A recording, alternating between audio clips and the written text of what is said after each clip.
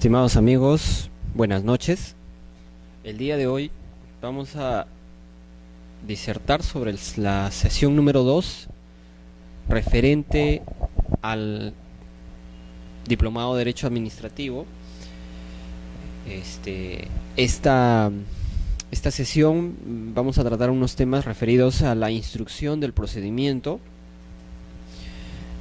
un tema trascendente para aquellos que están abocados al derecho procedimental administrativo, aquellos que ven o tramitan casos referentes a procedimientos administrativos, y siempre siguiendo los lineamientos de la ley del procedimiento administrativo general. En esta oportunidad diremos que los actos de instrucción necesarios para la determinación, conocimiento y comprobación de los datos en virtud de los cuales deba pronunciarse la resolución serán realizados de oficio por la autoridad a cuyo cargo se tramita el procedimiento de evaluación previa, sin perjuicio del derecho de los administrados de proponer actuaciones probatorias. Lo que nos dice esta frase es que la autoridad no necesita, una vez que se ha instaurado el procedimiento administrativo, no requiere de alguna actuación adicional por parte del administrado para emitir un pronunciamiento final en el caso de procedimientos referidos a evaluación previa. Recuerden que hay varios tipos de procedimiento administrativo: unos de evaluación previa, procedimientos trilaterales y también procedimientos sancionadores.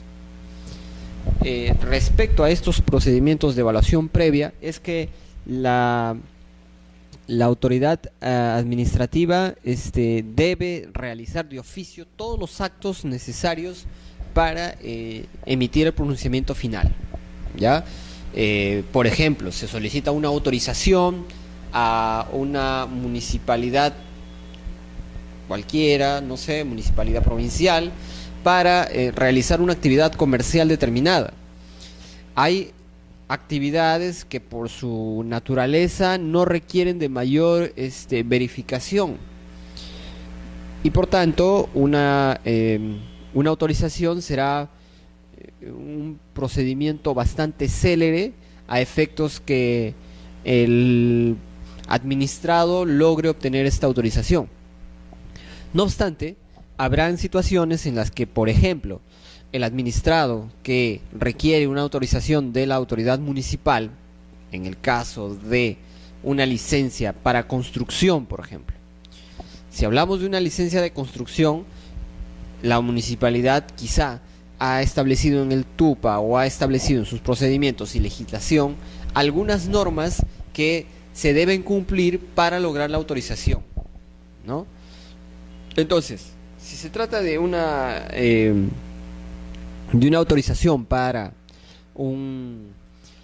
construcción, la municipalidad, o en todo caso el área correspondiente, tendrá que efectuar algunas diligencias necesarias, algunos actos de instrucción, ¿no?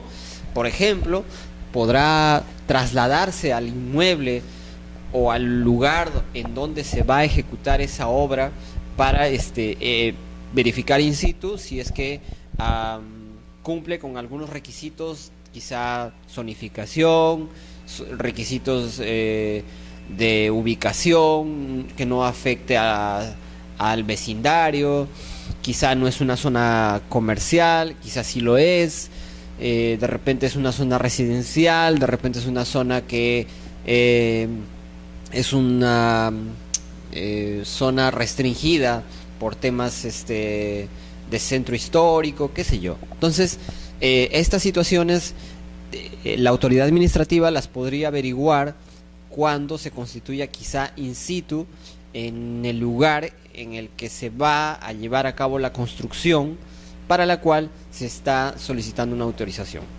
No digo que lo sea necesariamente, habrán casos en los que no necesariamente se tenga que efectuar tantas diligencias, pero normalmente la autoridad administrativa, en base al principio de verdad material, tiene que disponer actos de instrucción necesarios para asegurarse que la autorización que va a otorgar o el pronunciamiento que va a emitir sea arreglado a derecho.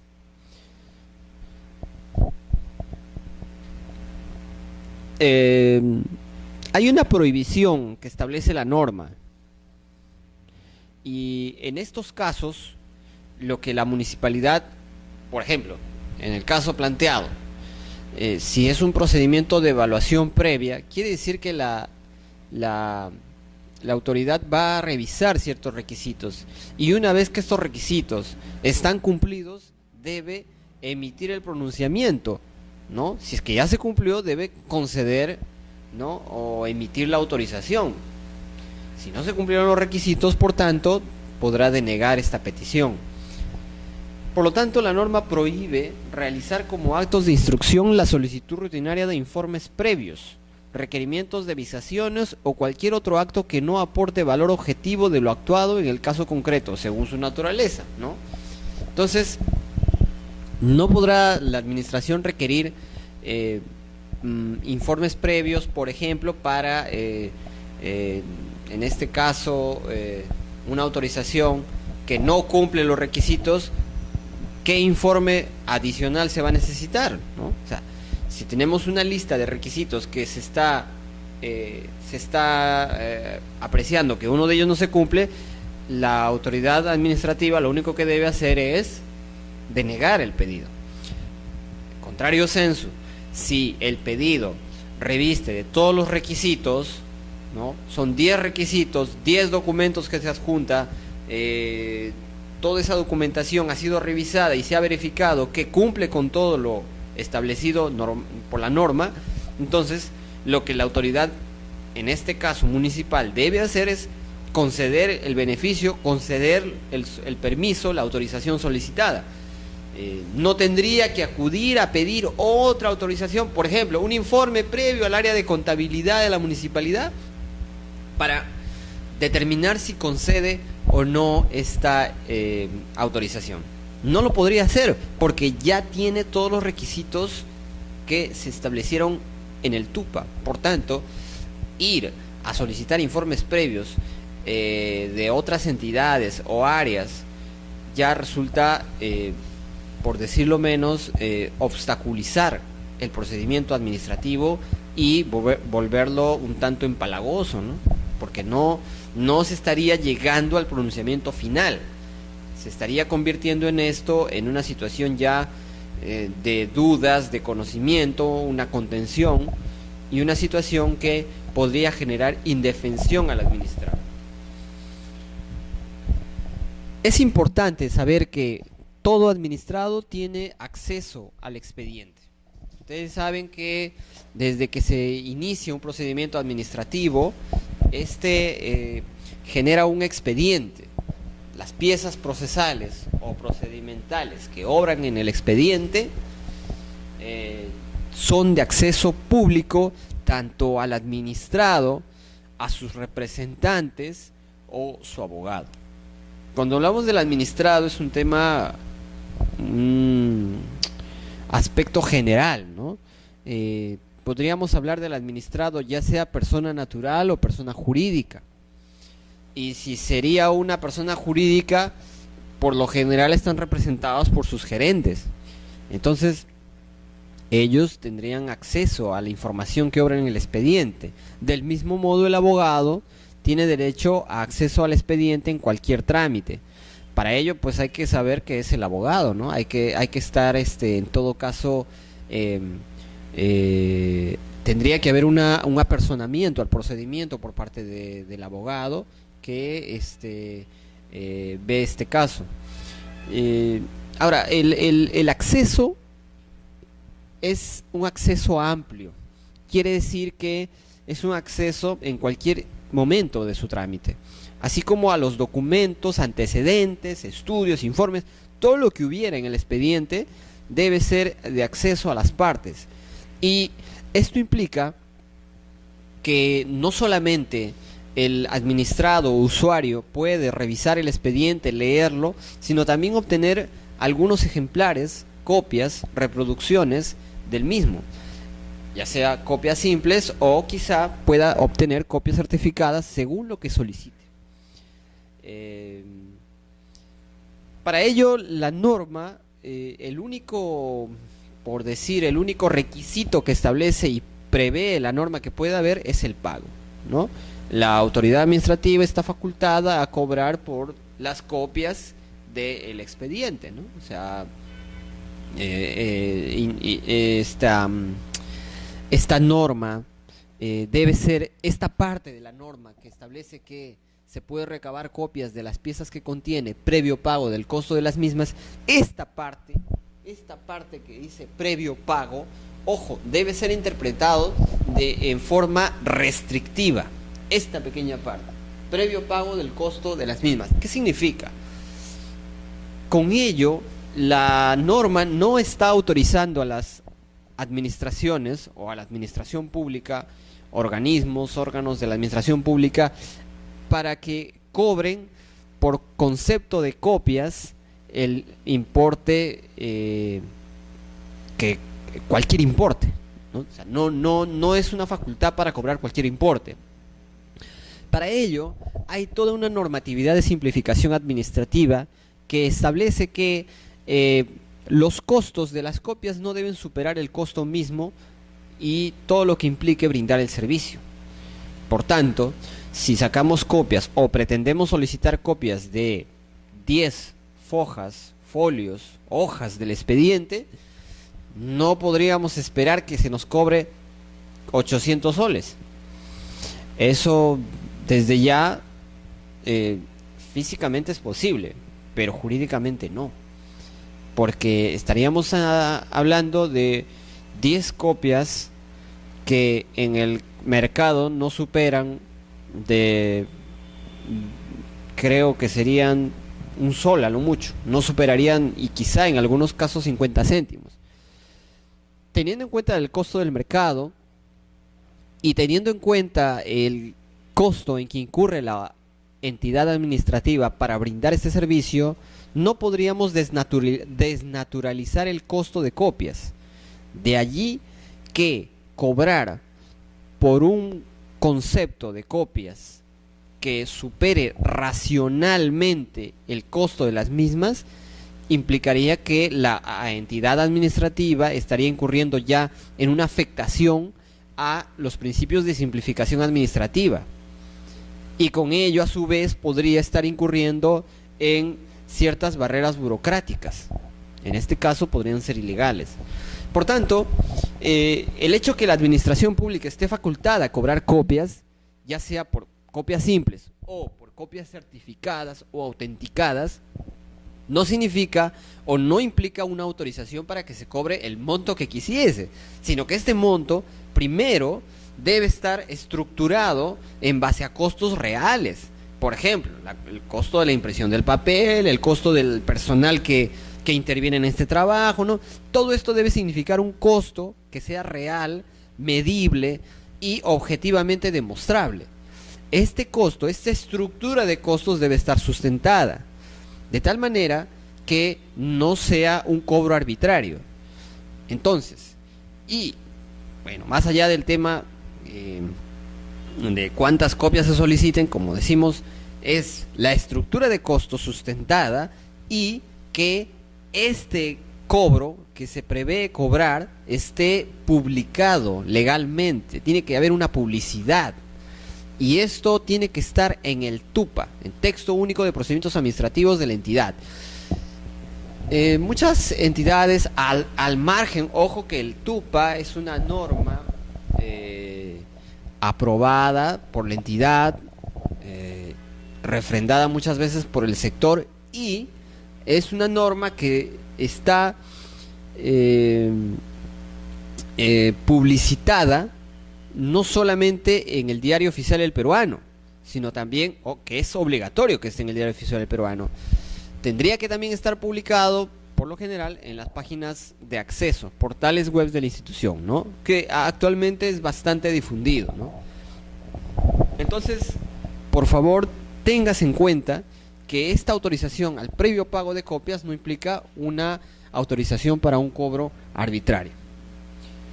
Eh, respecto a, a este acceso a la información del expediente, existen ciertas excepciones.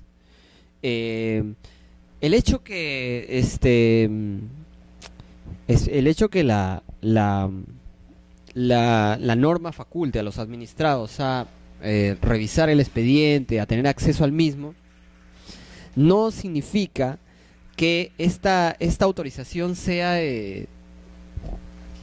sin ninguna excepción. Para ello, la norma establece algunas excepciones. Por ejemplo, aspectos que tengan que ver con la intimidad personal o familiar, en las que expresamente se excluyan por ley o por razones de seguridad nacional, de acuerdo a lo establecido en la norma pertinente de la Constitución Política. Por otro lado, materias protegidas por el secreto bancario, tributario, comercial e industrial, así como todos aquellos documentos que impliquen un pronunciamiento previo por parte de la autoridad competente. ¿Qué significa? Que a veces en procedimientos administrativos, por ejemplo, imaginemos un procedimiento administrativo iniciado por el Ministerio de Salud contra una clínica, quizá o un centro hospitalario, está haciendo una investigación, una inspección por aspectos relacionados al tratamiento que brinda a los pacientes. Pongamos, por ejemplo, el caso de un hospital, ya sea estatal o privado. Se inicia una investigación de oficio, y esta investigación de oficio por parte del sector podría, de hecho, que va a generar un expediente que contenga inspecciones, ¿no? Actas de inspección, informes, fotografías, ¿no? De quizá la atención que está brindando este hospital. Entonces podría ser que en este expediente existe información de algunos pacientes, y de hecho que la puede haber. Podría haber en este expediente fotografías, videos de algunas situaciones o de algunas personas que se encuentran en el hospital, ya sea tratándose en alguna intervención, y esto de por sí ya es información que debe ser reservada. Por tanto, nuevamente, si bien los abogados de los administrados o sus representantes pueden tener acceso al expediente, existen algunas limitaciones a este derecho a la información de acceso al expediente. En este caso hablaríamos de una cuestión de intimidad personal, ¿no? De intimidad familiar, ¿no? Por el propio tema referido al ejemplo que les planteo. De igual manera, las empresas también podrían generar información que podría ser perjudicial para ellas si es que esta información llega a otros competidores, ¿no? Por ejemplo, hablamos de algún caso en el que se ventile alguna investigación empresarial. Me pongo a pensar en una investigación que iniciase, por ejemplo, la SBS, la Superintendencia de Banca y Seguros, a alguna entidad financiera bancaria supervisada, en la que decida hacer alguna investigación y recopile información, y esta información contenga datos sensibles de los clientes del banco. Por ejemplo, los estados de cuenta, información sobre sus cuentas, información sobre los fondos que tienen. Esta información, podría ser sensible no solamente para el banco, también podría ser sensible para el propio ahorrista o el propio cliente, ya que por seguridad esta información podría afectarlos en cuanto pueda parar en manos de terceras personas inescrupulosas que puedan afectar contra su patrimonio, por decir un ejemplo. Entonces, es más, esto está incluso, hay bastante normatividad, ¿no? Y del mismo modo el tema de la reserva tributaria, ¿no? Para lo cual solamente se puede tener acceso a través de una decisión judicial. Entonces, hay que tener en cuenta estas excepciones a la regla, que es, por lo general, el administrado tiene acceso al expediente, ¿no? Es importante tener en cuenta que en la medida que estamos hablando de un procedimiento administrativo que está regulado por el principio de informalismo y que este procedimiento administrativo no está sujeto a etapas necesariamente, por ejemplo, como lo es el proceso civil, indicar que las alegaciones que puedan formular los administrados pueden hacerlas en cualquier momento. También se pueden aportar documentos u otros elementos de juicio, los que serán analizados por la autoridad al momento de resolver. Es importante diferenciar que, por ejemplo, para que en un proceso judicial por lo general se puedan ofrecer medios de prueba, hay ciertas etapas, ¿no? Hay etapa de ofrecimiento de pruebas, hay etapa de actuación de pruebas.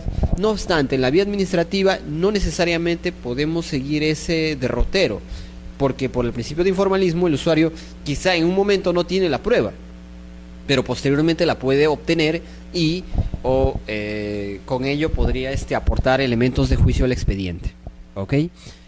En los procedimientos sancionadores o en casos de actos de gravamen para el administrado, se dicta la resolución solo habiéndose otorgado un plazo perentorio no menor de 5 días para presentar sus alegatos o las correspondientes pruebas de descargo. En los procedimientos sancionadores rige esta norma especial porque también hay una regulación especial. En procedimientos sancionadores hay 5 días para que el administrado imputado pueda presentar su descargo, y la norma prevé que la administración podría otorgarle, ¿no?, un plazo perentorio para que efectúe alegatos, ¿no? Eso es una variante que tiene la norma respecto a los procedimientos sancionadores, ¿no?, que es una clase de procedimientos administrativos. Sí.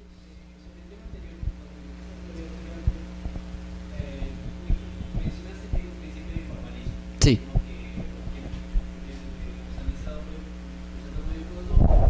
Claro, claro.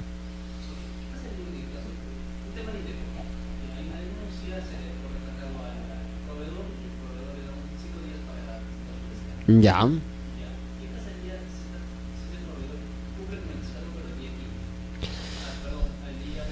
Ya. Recordemos que esta norma tiene lo que es el procedimiento administrativo en general, ¿no? No obstante, también dije en la clase pasada que esta norma también aplica a todos los procedimientos administrativos, pero no obstante hay ciertas normas especiales, ¿ya? Entonces, en procedimientos como por ejemplo OEFA, Indecopi, existen procedimientos especiales. Si el procedimiento lo permite, no habría ningún inconveniente, ¿no? ¿Por qué? Porque hay procedimientos que prevén algunas etapas perentorias, ¿no? Algunas. Por lo general, en los procedimientos de Indecopi, por ejemplo, en signos distintivos, en protección al consumidor, existe la posibilidad que el descargo, ¿no?, el escrito descargo, pueda ser presentado en el día, el vencimiento, pero si es presentado posteriormente, hay algunas directivas que prevén que pueda quedar a arbitrio de la administración tomar en cuenta ese documento al momento de resolver. O sea, existe la posibilidad de que la administración, más allá de que le dio 5 días, pueda analizarlo o tomarlo en cuenta o merituarlo, ¿no? Ahora, también hay casos en que establecen prórrogas, claro, o sea, que es posible que si no lo presentaste a los 5 días, o no pudiste o no puedes obtener la información, puedas solicitar una prórroga. Hay algunos procedimientos que sí prevén que se dé una prórroga.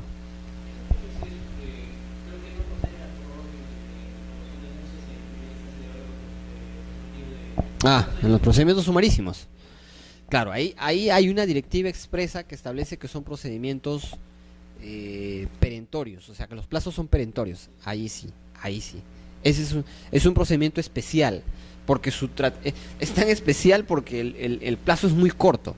Entonces no cabría por la propia naturaleza del procedimiento. Ese, por ejemplo, es un procedimiento sancionador, pero por la propia naturaleza del procedimiento y por la celeridad que tiene, una vez que ya se imputó los cargos, es un poco imposible que se concedan prórrogas. Eso es por la naturaleza. Ahora, la propia directiva establece que no proceden, no proceden las prórrogas. Ahora, lo que sí la directiva esta de los procedimientos sumarísimos, por ejemplo en el caso del Indecopi, prevé que si lo presentaste fuera de los 7 días, que es el plazo de un descargo, la autoridad se reserva la facultad de analizarlo, ¿no? Es factible, o sea, es factible. Exacto. Puede analizarlo y determinar si lo va a tomar en cuenta o no. Y ya es facultad, ¿no? O sea, siempre que lo considere pertinente, ¿no? Si aporta algo nuevo, ¿no? Porque a veces con la información que tiene el expediente de repente puede emitir un pronunciamiento, pero si esa información del descargo era importante y necesaria, podría haberla tomado en cuenta aun cuando fue presentada posterior al plazo que se le dio, ¿no? Ya.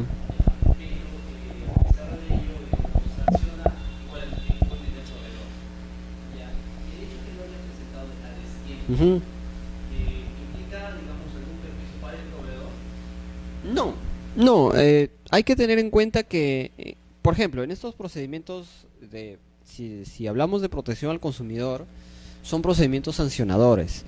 Por tanto, la ley del procedimiento administrativo general establece 5 días, pero los procedimientos de Indecopi tienen hasta 7 días en sumarísimo y en procedimiento ordinario 5 días. Ahí, por ejemplo, sí cabe una prórroga, pero en el sumarísimo son 7 días y es perentorio. Ahora, ¿qué perjuicio le ocasiona al administrado? En principio,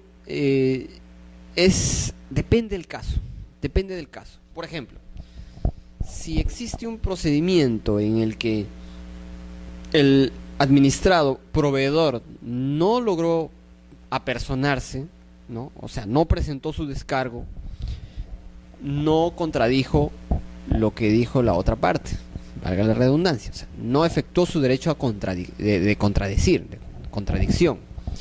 Por lo tanto, en procedimientos ordinarios llevados ante la Comisión de Protección al Consumidor, por ejemplo, la comisión está facultada a declarar la rebeldía, ¿ya?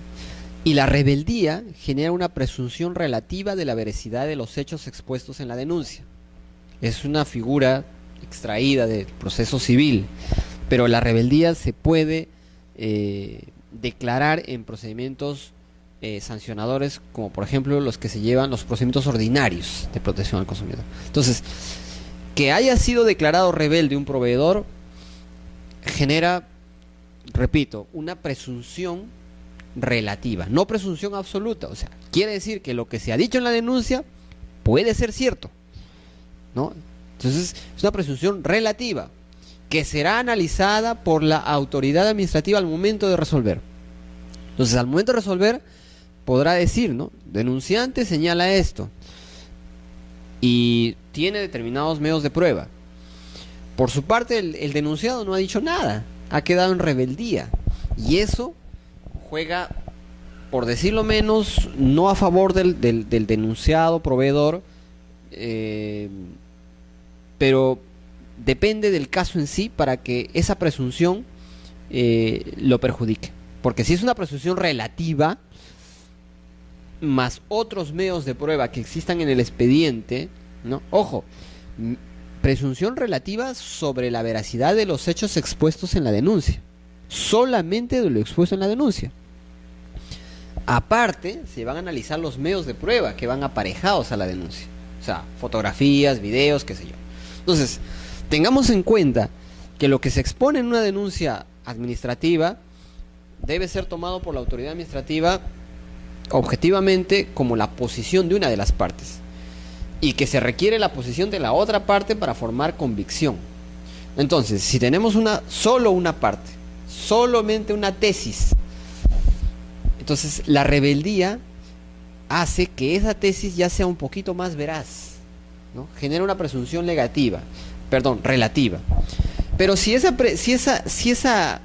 denuncia no viene acompañada de medios de prueba medianamente que sustenten esta posición o estos hechos, quizá la autoridad administrativa no tenga mérito para sancionar, porque recordemos que en un procedimiento sancionador como estos, que no solamente utiliza Indecopi, también lo utiliza OEFA, utilizan otras entidades del sector público, existe el principio de licitud y por tanto se debe prever, hay una presunción de que se actuó lícitamente mientras no se demuestre lo contrario. Y si la denuncia, por más que sea una denuncia que no ha sido contradicha por la otra parte, pero que no tiene medios de prueba que más o menos generen cierta convicción, podrá ser desestimada, ¿no? O sea, se podrá archivar el caso, no podrá llegarse a establecer la responsabilidad del administrado, porque la denuncia quizá ha ganado un plus al haber quedado en rebeldía el denunciado, proveedor. Pero ese plus no valdría de mucho si no hay medios de prueba que sustenten la tesis, ¿no? O sea, hablo de elementos de prueba. Entonces, o vamos a suponer también, y esto en base al principio de verdad material, que la denuncia está muy bien redactada, tiene todos los hechos, el proveedor no ha dicho nada, ha quedado en rebeldía, hay medios de prueba medianamente, no sustentan muy bien, pero la autoridad administrativa también podría desplegar actividad probatoria. Y al desplegar actividad probatoria quizá logre obtener mayor convicción ya sobre los hechos, independientemente de la denuncia, sino de lo que existe en el expediente en general. Entonces, al tener información en el expediente, independientemente de si el proveedor se apersonó o no, ¿no?, el denunciado, el administrado denunciado, e independientemente de esa presunción relativa, que como digo es un plus a la denuncia, por decirle un término, si ya la autoridad administrativa encontró elementos de prueba suficientes y contundentes que pueden jugar en contra del proveedor, va a emitir una sanción, por ejemplo. El pronunciamiento podría ser sancionador, porque ya obtiene lo que demostró, por ejemplo, un defecto en un servicio, ¿no? Entonces, el hecho que el proveedor administrado, en estos casos de Indecopi, no presente su descargo, depende mucho del caso y de la situación del procedimiento administrativo, ¿no? Puede ser que, como digo, en procedimientos ordinarios ante la comisión se declare la rebeldía. En procedimientos sumarísimos, por lo general, no se declara rebeldía porque no está previsto, no hay obligación de declarar la rebeldía, pero el que no hayas dicho nada podría generar, ya, está bien, no una presunción relativa a la veracidad, pero como no ha contradicho, podría generar una suerte de haber reconocido lo que la parte denunciante dijo. No contradice, reconoce o aceptar los cargos.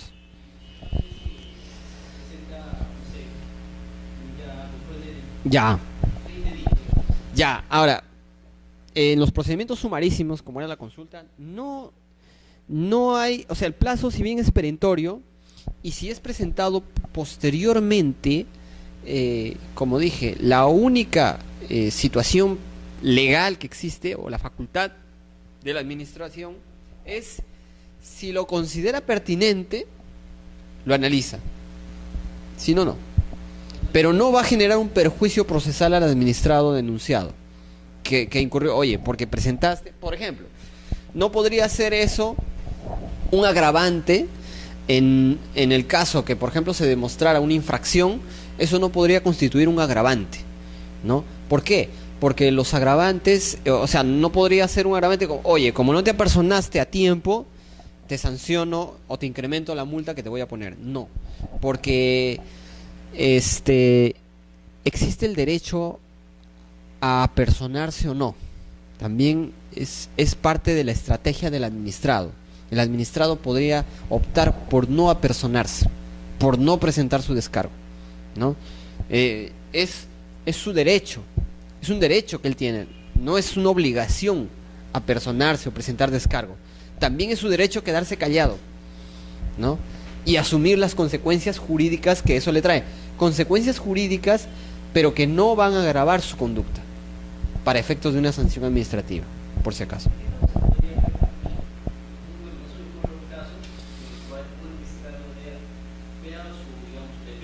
Mm.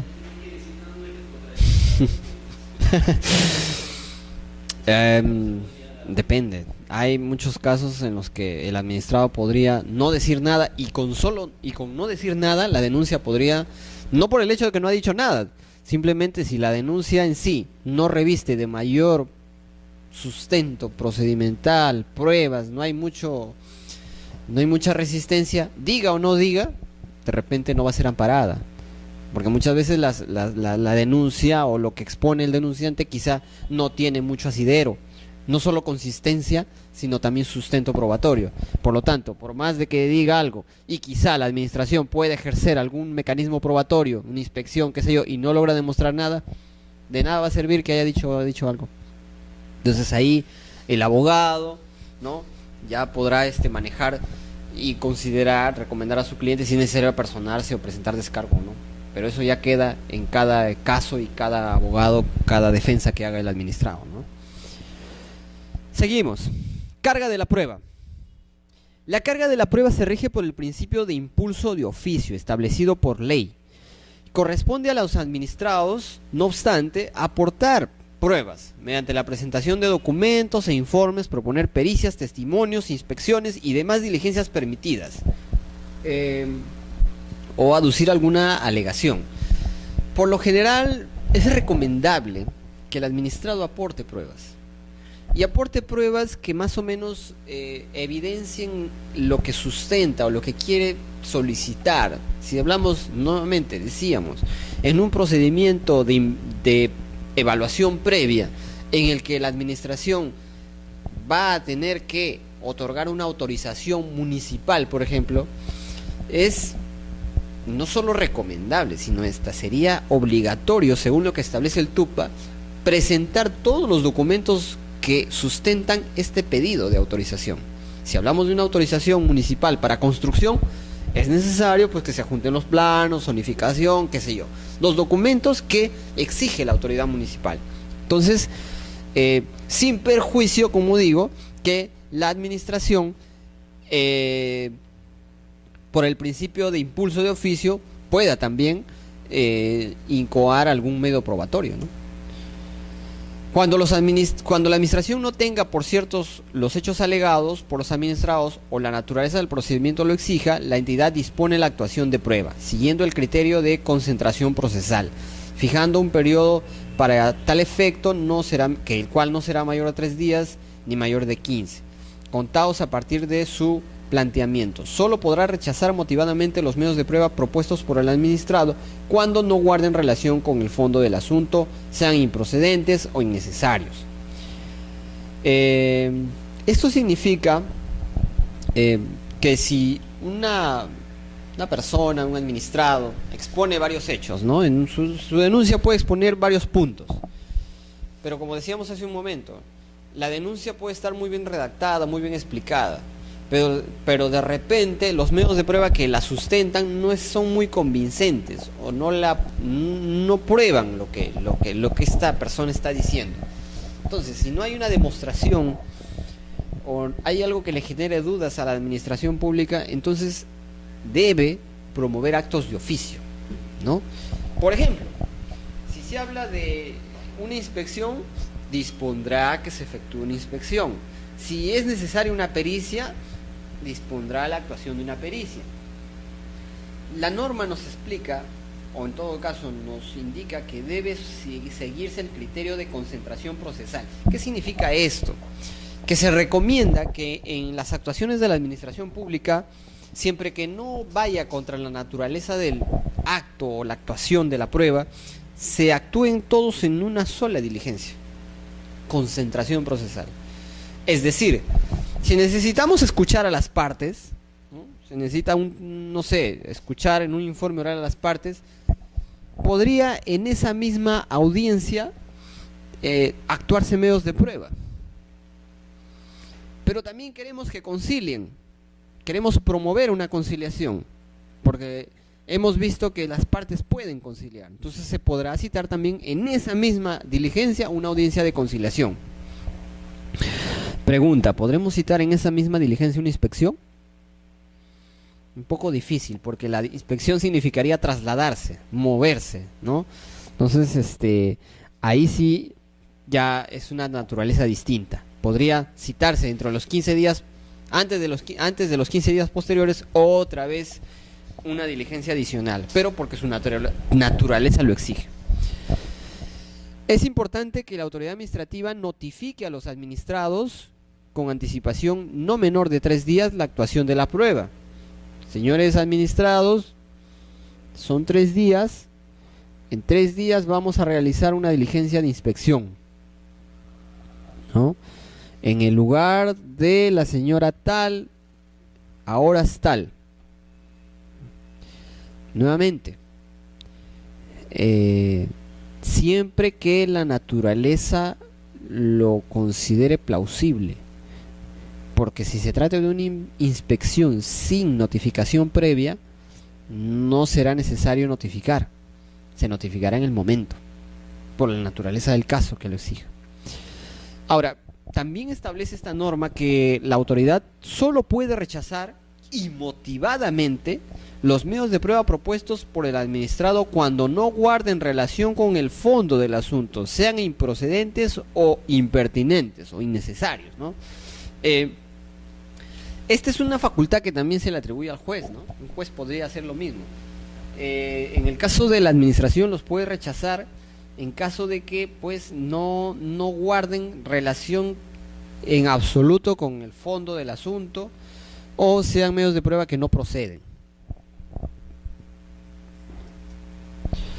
Las pruebas sobrevinientes pueden presentarse siempre que no se haya emitido resolución definitiva. En proceso civil hay una excepción parecida, ¿no? Cuando son pruebas que por la naturaleza del hecho se generaron después de la oportunidad, ¿no? O sea, lo que se llama prueba extemporánea, algo así. Esto es parecido. Si bien no pudiste presentar pruebas en una etapa determinada, las puedes presentar en cualquier momento, siempre y cuando no se haya emitido la resolución final. Porque si ya se emitió la resolución de la instancia, ya no es necesario, pues, o sea, en todo caso ese medio de prueba podría servir en una segunda instancia.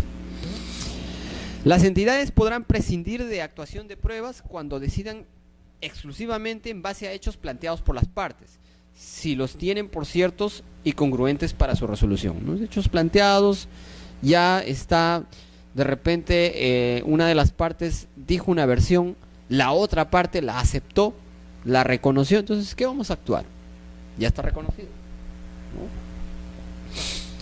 También establece algunos hechos que no están sujetos a actividad probatoria y nos establece que no será necesario actuar medios de prueba respecto a hechos públicos o notorios, respecto a hechos alegados por las partes cuya prueba consta en los archivos de la entidad, sobre los que se haya comprobado con ocasión del ejercicio de sus funciones o sujetos a la presunción de veracidad, sin perjuicio de su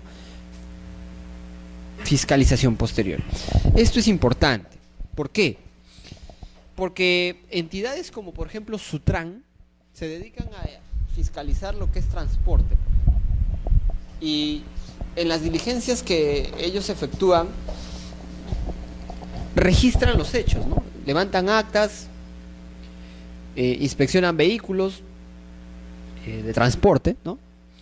Y transporte público, a veces interprovincial, por ejemplo, hacen una inspección y de repente encuentran algunas observaciones en un vehículo que transportaba pasajeros en una ruta, por ejemplo, Lima-Ica o Lima-Arequipa o cualquier provincia. Entonces, en este supuesto, por ejemplo, Sutran interviene de oficio. Por lo general hace operativos y levanta actas.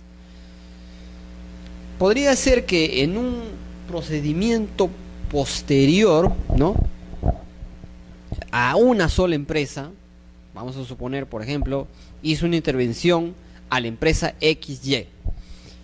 Esta empresa XY ha sido inspeccionada el día de hoy. Y todo lo que ocurrió en la inspección se quedó registrado en el acta correspondiente. Por ejemplo, vehículo no tiene asiento preferencial para pasajeros, no sé, pues con discapacidad, ¿no? Asiento preferencial para madres gestantes, ¿no? Se detecta otra observación. La cocada de la llanta no está según lo reglamentario. Y nuevamente el funcionario, el servidor público, inspector, llena el acta. También se ha detectado que no tiene botiquín. También se registra, ¿no? Se registran una serie de observaciones en la inspección de hoy, por ejemplo. Se ha precisado que no tiene chofer de retén. Muy bien, se dejan muchas ¿no? Vehículo, placa de rodaje, número tal, empresa tal, XY.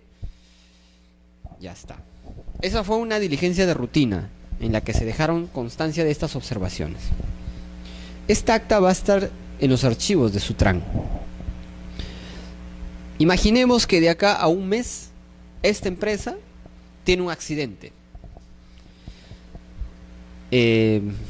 Registra un accidente y dentro de los hechos investigados, alguno de los pasajeros señala que durante el accidente hubieron muchos heridos y no hubo manera de atenderlos, porque la empresa no tenía cómo atenderlos.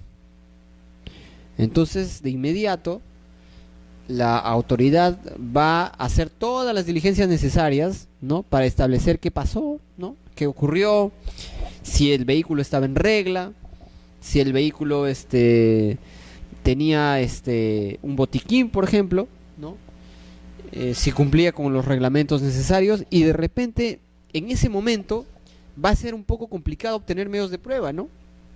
Quizá el vehículo está siniestrado, ya pasó el momento del accidente, pero podría recurrir a antecedentes previos, como por ejemplo esta acta que se encuentra en los archivos, y puede perfectamente servir para las indagaciones y la investigación del caso, por ejemplo. Cuando se trata de hechos públicos, tampoco amerita una actuación probatoria, ¿no? O sea, algo público, no sé, un terremoto, una situación que ya es de conocimiento público, no será necesario mayor comprobación, mayor actuación de pruebas. Dentro de los medios de prueba que se pueden actuar en un procedimiento administrativo está recabar antecedentes y documentos, ¿no? O sea, la administración podría solicitar documentos a las partes, ¿no? Para aportar medios de prueba, solicitar informes y dictámenes de cualquier tipo. Por ejemplo, en el sector educación, por lo general se acude mucho a esta suerte de pedir informes cuando, por ejemplo, se requiere saber sobre algún procedimiento en el cual se encuentra inmerso un docente, ¿no? Por ejemplo, se solicita, quizá este docente está solicitando un destaque, un traslado de un colegio a otro, ¿no? Un colegio estatal, por ejemplo. Y lo que hace la autoridad respectiva, la dirección respectiva, es solicitar informes, ¿no? Por ejemplo, solicitará informes a la Comisión de Procedimientos Disciplinarios. Informes si el docente que solicita un destaque ha tenido procedimientos disciplinarios en este año o en el año pasado. Pedirá informe a la Dirección de Gestión Pedagógica, por ejemplo. Informe si este docente tiene faltas, tiene tardanzas, cómo es su desempeño, ¿no? Cómo ha sido su desempeño en los últimos años, porque supongo que para aprobar un destaque tendrán que merituarse muchos medios de prueba, muchas situaciones, muchos antecedentes del docente, ¿no? Me pongo en ese caso, ¿no? De repente solicitará un informe a la Dirección de Asesoría Jurídica para saber si el destaque procede, porque de repente legalmente hay algún impedimento, no sé. Conceder audiencia también es facultad de la administración y parte de los medios de prueba. Conceder audiencia a los administrados, interrogar testigos y peritos o recabar de los mismos declaraciones por escrito también, ¿no? Por lo general la administración pública hay veces que lo que hace es solicitar declaraciones, ¿no? Más que una declaración testimonial, pero es factible también. consultar documentos y actas, practicar inspecciones oculares. Bueno, la palabra ocular está de más, ¿no? Ahí hay una... Personalmente considero que las inspecciones todas son oculares. Por tanto, ahí creo que la norma, por una cuestión de redacción, no debió considerar la palabra ocular. No sé, todas son oculares. Participación de los administrados. También es posible que los administrados hagan uso de su derecho de participación ciudadana a efectos de participar en audiencias públicas, ¿no? Por ejemplo, un informe oral, ¿no? La audiencia es pública. También podría ser, eso sería en un expediente, ¿no?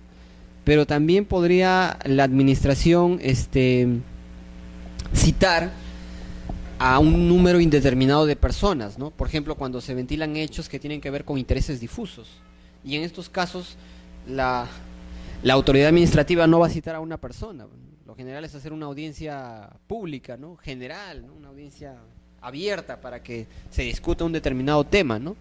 Y ahí la norma nos da algunos ejemplos, ¿no? Cuando se trate de materias ambientales, ahorro público, valores culturales, históricos, derechos del consumidor, planeamiento urbano, zonificación, ¿no? O sea, temas que a veces requieren una participación masiva, ¿no?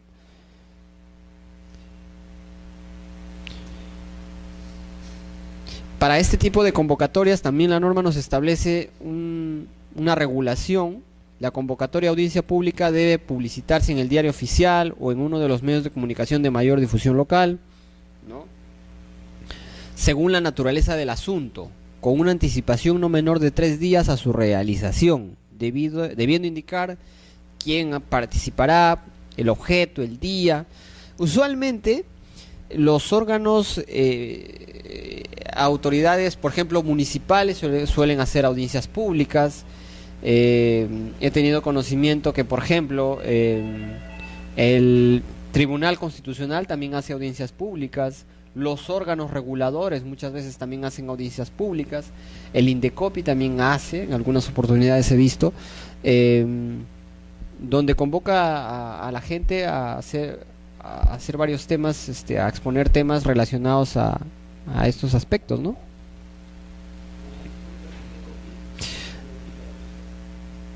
A ver, me rectifico, audiencias públicas en las que han participado, ¿no? Por ejemplo, he visto audiencias públicas en las que convoca, por ejemplo, algún congresista y convoca a varios organismos reguladores, ha convocado al Indecopi alguna vez en provincias. Entonces, se tratan temas de protección al consumidor, ¿no?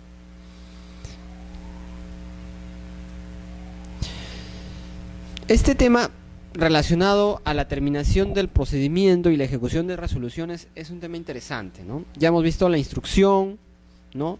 Cómo es el derrotero del procedimiento administrativo, cuál es la secuencia, más o menos cómo se estructura. En la secuencia pasada estuvimos viendo todo lo que es la ordenación del procedimiento administrativo. Y en esta... Sí.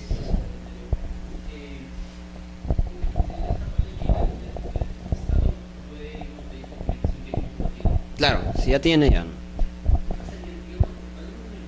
Ya. Claro. Claro.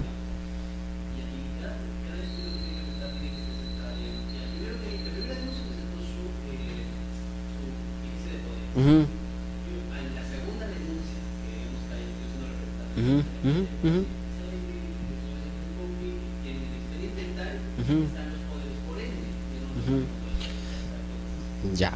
Ojo que la parte en la que hablé de este tema es sobre actuación probatoria, ¿ya? Y cuando hablamos de actuación probatoria, hablamos medios de prueba, ¿ya? Lo que me indica es, por ejemplo, documentos que acrediten la existencia de la persona denunciada o denunciante o los documentos que acrediten sus facultades para representarla, por ejemplo, la vigencia de poder. Entonces, que podemos discutir si son medios de prueba, ¿ya? Entonces, ya, entonces no me refería a eso, pero para eso, no esta, pero hay otras normas dentro de la ley 27.444, existe una norma que establece que la administración está impedida de solicitar documentación que ya tenga. O sea, es una norma más general. O sea, así como existe esta para medios de prueba, también existe una que le prohíbe a la administración requerir, ¿no?, o exigir documentos que ya tienen su poder. Y ahí aplica el caso de los poderes, por ejemplo. Entonces, si un administrado recurrentemente acude a la administración pública y solicita o algún procedimiento administrativo, un derecho de petición, sea lo que fuere, pero recurrentemente acude y ya tiene expedientes generados, por ejemplo, una municipalidad, no solo Indecopi, puede ser, no sé, SEACE, SUNAT, la norma le faculta a que pueda invocar el expediente en el que se tramitó en una anterior oportunidad durante el año, o sea, en el año, ¿ya? Y el único requisito que se exige en ese caso es que se adjunte copia del cargo de ese documento, o sea, de esa denuncia, por ejemplo, en la que se presentó. O sea, yo lo presenté con copia del cargo. Claro, en este caso, si fue un descargo, presentar una copia, digo, por si acaso te adjunto copia del cargo de ese escrito en el que yo alguna vez te adjunté un poder, para que por favor lo tengas en cuenta. Con eso es suficiente. Y ya no es necesario volver a presentarlo. Siempre invocando el expediente y adjuntando la carátula, ¿no?, la cara, la copia. La norma dice la copia del cargo del escrito en el que se presentó la vigencia anteriormente. No, pues, no.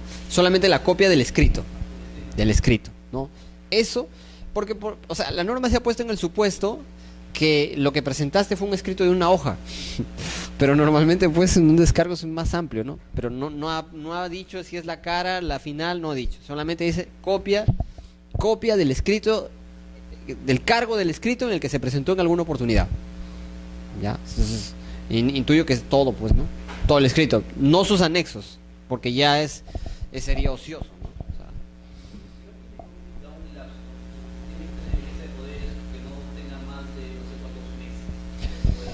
sí, es que las vigencias tienen un tiempo, sí, pero creo que incluso la norma te da un año, la norma te da un año, pero hasta la norma, si no me equivoco es un año, no me quiero aventurar a asegurarte, pero en anteriores, en el módulo pasado se ha visto ese tema. Si puedes revisar ahí va a estar el plazo, ¿no? O sea, que no sea más de un año en las clases anteriores. Ahí hay una norma que establece este tema, ¿no? Que no se puede pedir algo que ya se encuentra, y que si ya se pidió, o sea, ya se presentó en un año, máximo un año de antigüedad, creo que te da, con cargo a revisar, ¿ya? Pero la idea es que se puede invocar, ¿no? Lo que esa norma busca, y espero no salirnos del tema, pero es un tema interesante. Lo que la norma busca en ese caso es que la administración no se convierta en una suerte de pedir documentos por pedir, ¿no? O sea, si tú ya lo has presentado, demuestra que lo has presentado antes, nada más. O sea, no tienes que volver a presentar lo mismo. Y invocando, muchas veces lo que hace el administrador es dice, ya lo he presentado antes, y te deja con la duda, ¿no? O sea, la administración tendría que acudir a todos los archivos, imagínate, ¿no? Cuántos expedientes, buscar uno por uno y determinar si es que efectivamente se presentó allí. Entonces es importante que si uno va a presentar, ahora, en este caso la sugerencia sería que si quieres hacer eso, ¿no?, si lo que se pretende es hacer eso, presenta un escrito simple en cualquiera de los expedientes, ¿no?, diciendo adjunto poderes, ¿no?, de la empresa, vigencia de poder de Juan Pérez, en un escrito muy simple. Si gusta, con su descargo, presentar otro, ¿no?, chiquito, de una sola cara, y ahí adjunto poderes, está, expediente número 3 de tal año, ya está, todas las siglas. Entonces, ese documento en adelante lo presenta en todo Es una sola cara, ¿no? No sé si me dejo entender. Entonces, eso es como que... Claro. Usualmente los abogados lo adjuntamos al descargo, ¿no? Por lo general se adjunta al descargo. Pero en este caso, por excepción, solo lo adjuntaría en un escrito simple, presentado ahí nomás, pero aparte, un escrito presentado aparte, para que obtenga el sello de recepción.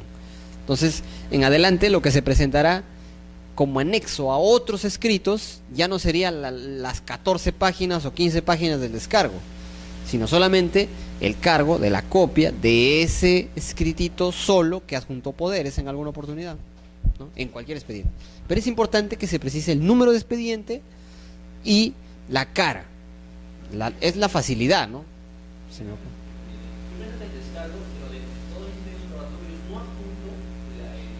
Si quiere lo adjunta, si quiere no. Otro escrito, dije, adjunto poderes, ¿no? Primero, es importante, si es una empresa, tiene que adjuntar dos cosas, ¿no? Por lo general es importante la existencia, acreditar la existencia de la empresa, su partida de nacimiento, ¿no? Copia de no sé, pero la copia literal de la vigencia de la existencia de la empresa. Y dos, la copia del poder, ¿no? De los poderes, la vigencia de poderes, ¿no? Eso se adjunta. Por lo general la vigencia de poderes tiene todo, ¿no? Eso ya no se acredita la existencia, ¿no? Entonces la vigencia de poder va adjuntada, ¿no? La vigencia puede que tenga más de 10 páginas, ¿no? 20, qué sé yo.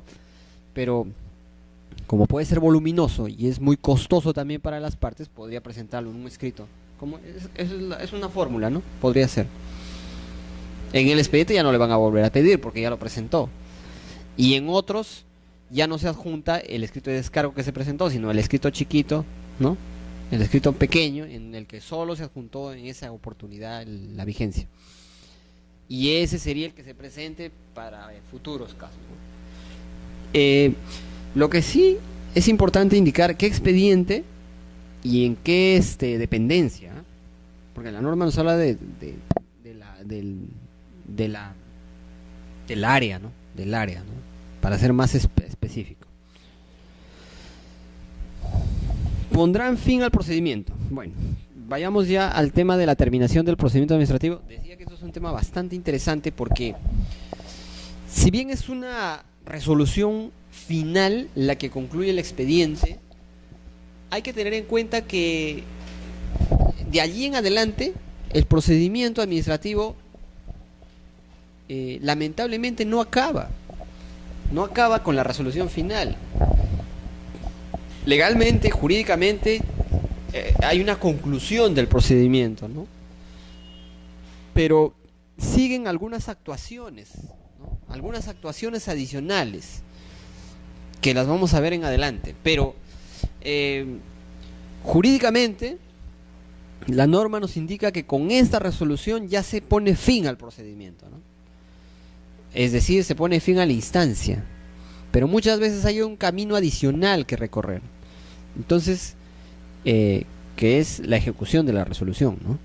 Entonces vamos a ver por partes. Primero, vamos a ver cómo se pone fin al procedimiento. La ley 27.444 establece que las resoluciones que se pronuncian sobre el fondo del asunto ponen fin al procedimiento. Es decir, yo solicité una autorización municipal para abrir un restaurante. Es un procedimiento de evaluación previa. O de repente puede ser de evaluación automática, quién sabe, no sé. De repente depende del TUPA, cómo lo establezca la municipalidad determinada. Solicito una autorización para un local. ¿Cuándo acabaría? Cuando me conceden o me deniegan. Así de simple, ¿no? Cuando exista silencio administrativo positivo. Algunos procedimientos administrativos prevén el silencio administrativo positivo, el negativo. Pasó el plazo, no me respondieron y la norma, el TUPA de esa entidad prevé que allí procede silencio administrativo positivo. Muy bien, considero que hubo un pronunciamiento ficto que me concedió el derecho. Silencio administrativo negativo, también. Temas que ya se han tratado en temas anteriores. El desistimiento. El desistimiento, que puede ser un desistimiento del procedimiento o de la pretensión. Declaración de abandono.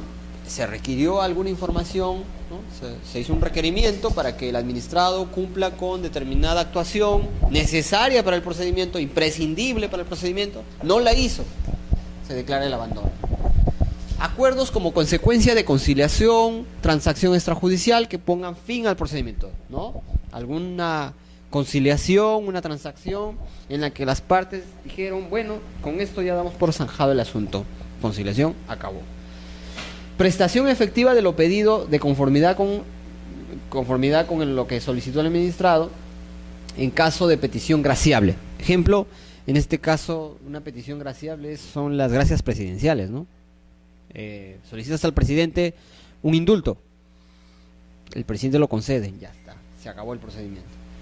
Y alguna resolución que así lo declare por causas sobrevinientes que determinen la imposibilidad de continuar. Bueno, esta es una norma, números apertos, ¿no? Que nos da margen para algunos casos, algunos supuestos en los que existan causas sobrevinientes que determinen la imposibilidad de continuarlo.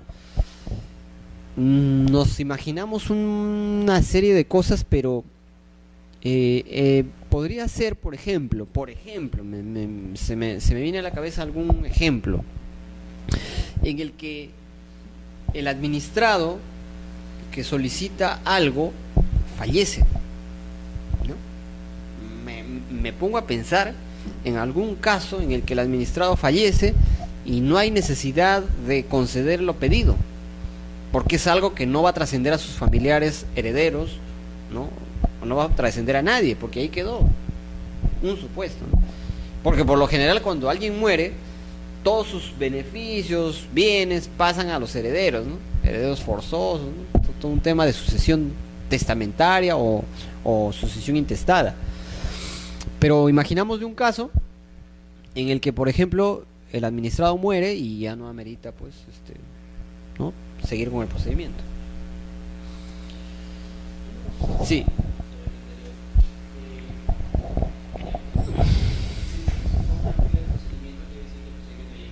Así es.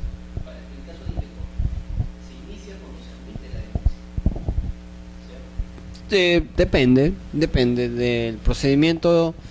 El procedimiento trilateral, sí. El procedimiento si son de esos procedimientos, depende también, porque hay varios procedimientos, ¿no? Si es de protección al consumidor, en nuestro país actualmente existen dos: el procedimiento ordinario y el procedimiento sumarísimo. El procedimiento ordinario inicia con la presentación de la denuncia o la subsanación de la misma. El procedimiento sumarísimo inicia con la notificación al administrado de la imputación de cargos. Los cargos, o sea, la notificación de la denuncia, de la imputación de cargos. Inicia. Lo que hay antes en el procedimiento sumarísimo es una evaluación previa. Es una evaluación previa que prevé la directiva que regula este procedimiento, y es una evaluación previa para recabar información, ¿no? Recabar datos, incluso para promover la conciliación previa, ¿no? Pues es un procedimiento bien especial. Uh-huh.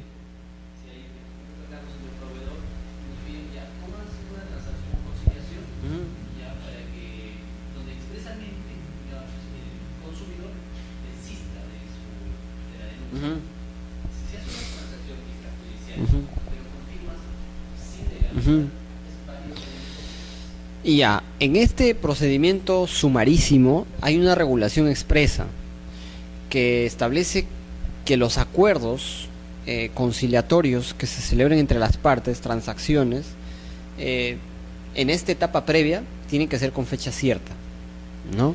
Hay una disposición. Entonces la disposición establece que sea con fecha cierta. Y los puedes presentar antes de que se notifique al administrado la imputación de cargos. Pero los puedes presentar incluso después, siempre y cuando sean de fecha cierta, que se hayan llevado a cabo en esta etapa. Lo que pasa es que estos procedimientos sumarísimos no son trilaterales, son sancionadores puros. Y como procedimientos sancionadores puros, la directiva establece que al ser sancionadores la facultad está en el Estado, o sea, la facultad de sancionar, ¿no? La facultad de, de emitir un pronunciamiento sobre estos procedimientos no puede ser dada a las partes, o sea, no está a disposición de las partes, porque además tengas en cuenta que un procedimiento sancionador es de oficio y el denunciante lo que hace solamente es poner en conocimiento de la administración la noticia, ¿no? El hecho, y la administración tiene que seguir de oficio el procedimiento. Entonces tiene que concluir ya sea sancionando o archivando. Entonces aquí, según la directiva, no cabe la conciliación por la misma naturaleza de procedimiento sancionador. Exacto. Pero por tanto sí te permite la conciliación en la etapa preliminar, o sea, cuando aún jurídicamente no se ha iniciado el procedimiento administrativo sancionador. Por ejemplo, en la evaluación previa. Ahí sí cabe.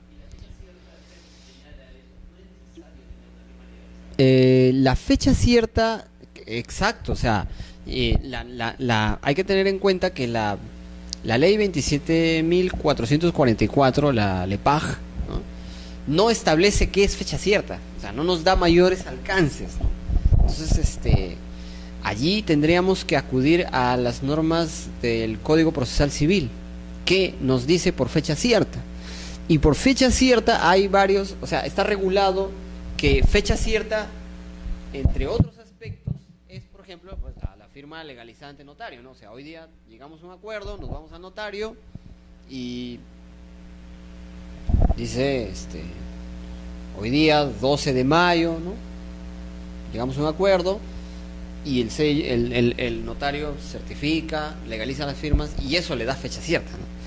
La fecha cierta es una categoría jurídica, una figura jurídica que se adquiere, ¿ya? No es algo que viene con el documento, es algo que el documento adquiere, ¿no? Un documento tiene una fecha común, ¿no? Una fecha común. Pero para que adquiera la calidad de fecha cierta, tiene que pasar por algo, tiene que reunir ciertos requisitos.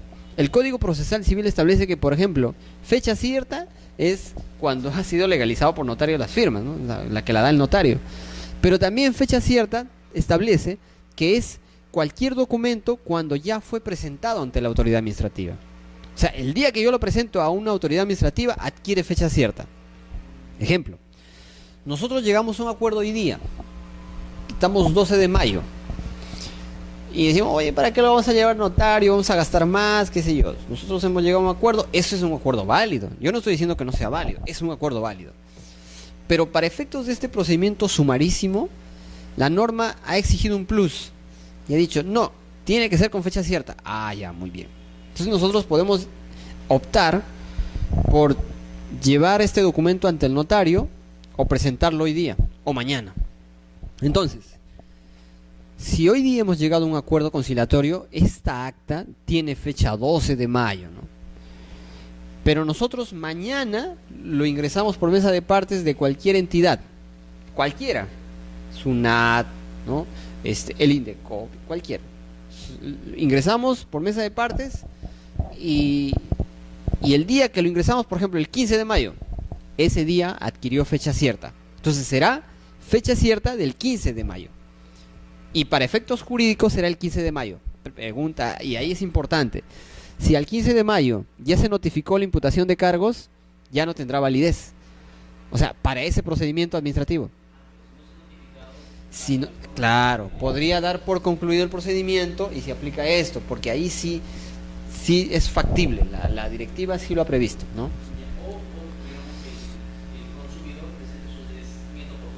También.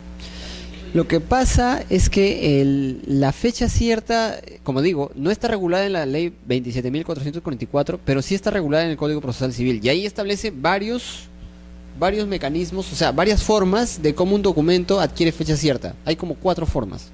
2 de ellas es, una, el notario, y la otra, ingresarlo por mesa de partes de la entidad. Esas son 2 formas, pero hay más, ¿ya? Uh-huh.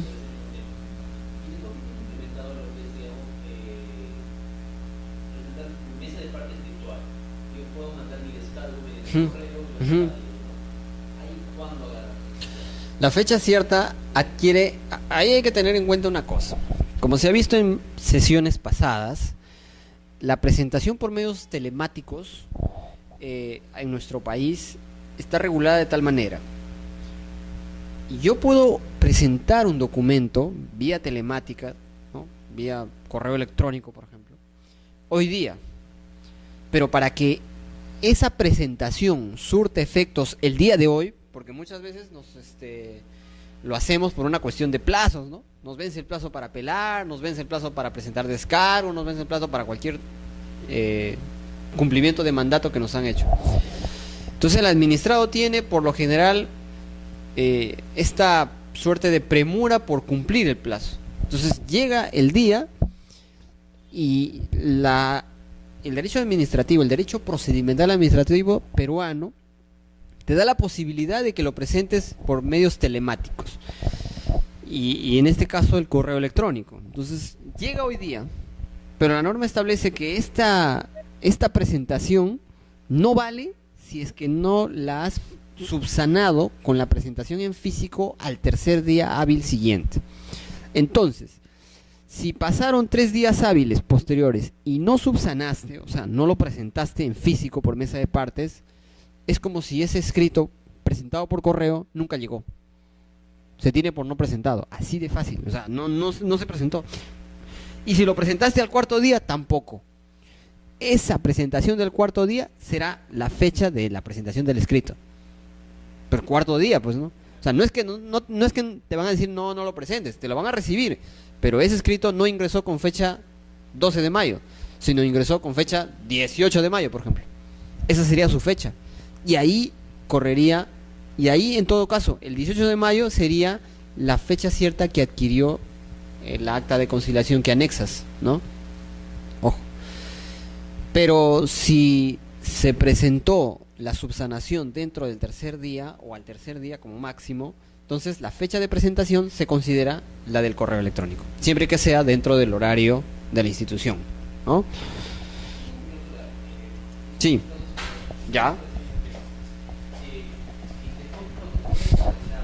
Uh-huh.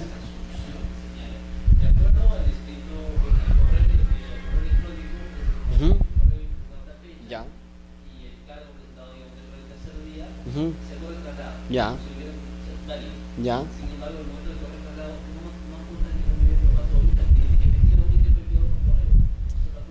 Bueno, claro, depende, ¿no? Depende, Lo que pasa es que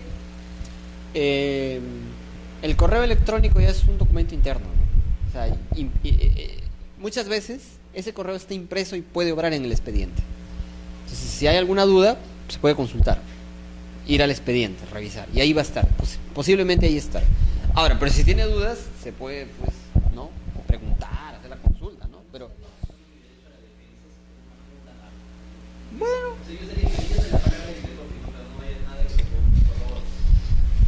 puede plantearlo, pero realmente lo que está haciendo es informando, ¿no? Es un mecanismo informativo. Yo digo que ahí el tema pasa por una suerte de enviar el correo a las partes, ¿no? Y ahí te estás enterando de toda una secuencia interna del documento, ¿no? Entonces, que no necesariamente es un acto administrativo, son actos de administración. Por lo tanto, no amerita poner en conocimiento. Pero yo entiendo que eso podría estar en el expediente, ¿no? Y si está en el expediente, puedes revisarlo. Las partes pueden revisarlo, ¿no? Y con eso ya no se afecta, ¿no? Pero igual, si no le crees, lo puedes plantear. Bueno, algún contenido debe tener el pronunciamiento final del procedimiento, ¿no? Y la norma establece que debe cumplir todos los requisitos del acto administrativo señalados en el capítulo pertinente, ¿no? Cuando se ha hablado del acto administrativo se ha dicho, bueno, pues que el acto administrativo tiene determinados requisitos de fondo y de forma, ¿no? Entonces, en los procedimientos iniciados a petición del interesado, la resolución será congruente con las peticiones. O sea, si yo pedí 3 cosas me deben responder. Si me deniegan las 3 o me deniegan una, pero se pronuncian sobre las 3 cosas, sin que en ningún caso pueda agravar su situación inicial. sin perjuicio de la potestad de la administración de iniciar de oficio un nuevo procedimiento si procede. Bueno, entonces, no hay mucho que decir acá. Efectos del silencio, bueno, también comentamos hace un momento, ¿no? Los procedimientos sujetos a silencio administrativo positivo quedarán automáticamente aprobados en los términos en que fueron solicitados si transcurrido el plazo establecido o máximo la entidad no hubiera comunicado al administrado. O sea, si es un silencio positivo, yo de inmediato quedo habilitado a los derechos que he solicitado o al permiso que he solicitado, ¿no? El silencio administrativo tiene para todos los efectos el carácter de resolución que pone fin al procedimiento, sin perjuicio de la potestad de nulidad de oficio prevista en el artículo 202. Es decir, puedo solicitar la nulidad de un pronunciamiento ficto también, ¿no? Hay una normatividad que, bueno, el silencio administrativo negativo, por su parte, nos habilita a interponer los recursos, ¿no?, administrativos, ¿no? Pues si me están denegando algo, ¿cómo me defiendo? Bueno, no sé de qué se trata, pues. Lo lógico es que yo interponga un recurso de apelación, un recurso que me permita la norma, ¿no? Acá hablábamos del desistimiento, ¿no? Ahí los tipos de desistimiento, ¿no? Uno, el desistimiento del procedimiento te permite que vuelvas a presentar el procedimiento en una posterior oportunidad. Si te desistes de la pretensión, ya no la puedes hacer, ¿no? El desistimiento solo afectará a quien lo formule. De repente en un procedimiento hay 20 personas, solo una de ellas se desiste, bueno, el procedimiento continuará con respecto a las demás. Ahí está el tema de la pretensión, procedimiento. No solamente te puedes desistir del procedimiento, o sea, presenté una solicitud para una autorización municipal, me desisto de la solicitud, pero también puedo desistirme del recurso de apelación o de reconsideración que yo planteé. Planteé un recurso, me desisto, ya está. Bueno, esto ya está, ya se dijo. En el abandono, bueno, procede siempre que sean procedimientos a solicitud de parte, y para ello el administrado tiene que haber incumplido algún trámite que se le hubiera requerido que produzca su paralización por 30 días. Esa es la causal, ¿no? Que hay una paralización por 30 días. Entonces la autoridad de oficio o a solicitud del administrado declara el abandono. Dicha resolución deberá ser notificada y contra ella proceden los recursos administrativos. O sea, es una resolución que amerita que pueda ser impugnada, ¿no? Y bueno, esto sería todo en cuanto a la sesión de hoy. En la siguiente sesión vamos a tratar los temas relacionados a la etapa recursal, ejecución de resoluciones, ¿no? Para concluir